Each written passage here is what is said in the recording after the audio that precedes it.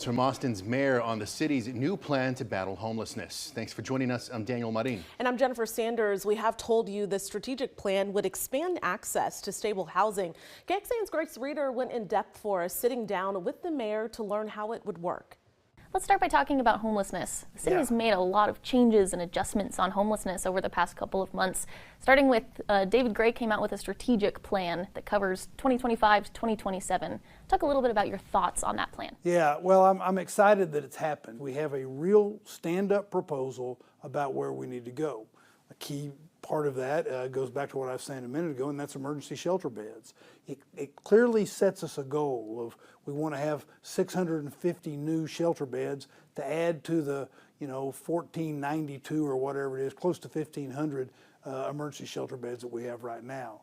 It talks in terms of outreach and what we need to do to make sure that people know about our services. It also it sets us up, I think, for success about how we have kind of a continued regimen of outreach to different encampments and cleanup of encampments along the lines of what you saw us doing. You were there with us at one of those encampments, so that we keep people into a part of our service. One of the things that the city's also been working on and talking about is how it communicates with the public. So David has talked about a dashboard that is going to be available.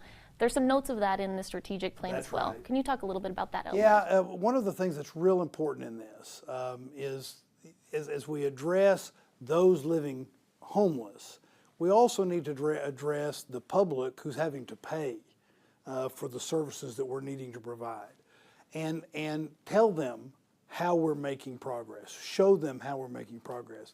So one of the things that we're going to do, and I think are beginning to do better, is what you're referring to as the dashboards, where we're actually reporting out better on what is happening and being willing to admit where the weaknesses are and learn from those situations and try to shore them up.